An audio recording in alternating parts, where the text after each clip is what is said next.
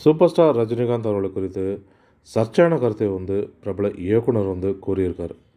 அதாவது slow motion இல்லைனா ரஜினியை கற்பனை செய்து கூட பார்க்க முடியுமான்னு கேள்வியும் எழுப்பியிருக்கார். இதனால் ரசிகர் மத்தியில் பெரும் பரபரப்பை ஏற்படுத்தியிருக்கு இந்த கேள்வி. இந்த கேள்வி எழுப்பினது வேறு யாரும் கிடையாது, இயக்குனர் ராம்கோபால் வர்மா தான். சமீபத்தில் எடுத்த பேட்டியில் நடிகர்களுக்கு நட்சத்திரங்களுக்கும் உள்ள வித்தியாசம் குறித்து ராமகோபால் வர்மா விரிவாக பேசியிருக்காங்க. நடிப்புன்றது கதாபாத்திரமாக மாறுவதும் ஸ்டாருன்றது ஒரு ஆளுமையை வெளிப்படுத்தணும் சொல்லியிருக்கார்.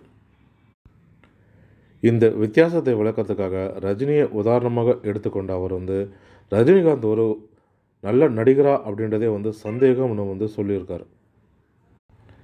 ஏன்னா கதைக்கு முக்கியத்துவமான கதாபாத்திரத்தில் கதை நாயகனாக அவரை கற்பனை செய்து கூட பார்க்க முடியவில்லைன்னு தெரிவித்திருக்கார்.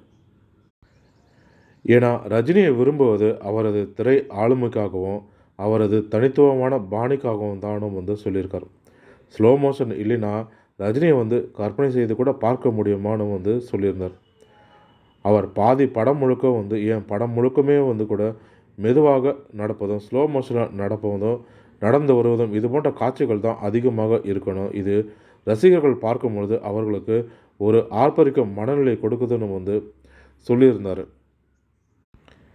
அது மட்டும் இல்லாமல் அமிதாப் பச்சன், ரஜினிகாந்த் இது போன்ற நடிகர்களை ரசிகர்களை கடவுளை போல பார்க்குறாங்களும் அவர்கள் மிகப்பெரிய பிம்பமாக அவர்களுக்கு தோன்றாங்க.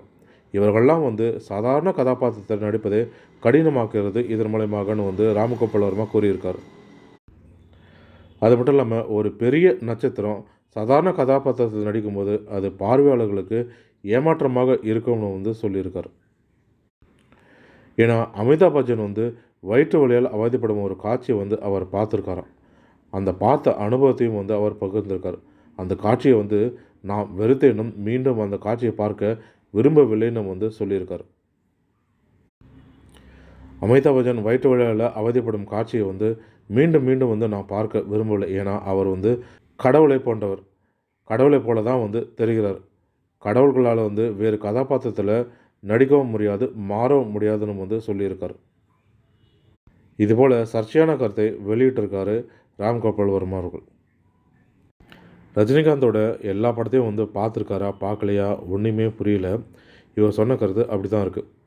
பழைய படங்கள்லாம் முள்ளு முள்ளம், முரட்டுக்காலை இது மாதிரி படங்கள்லாம் அவர் பார்த்துருக்காரா இல்லையான்றது தெரியல. எவ்வளோ படங்கள் இருக்குது ரஜினிகாந்தோட படங்கள்.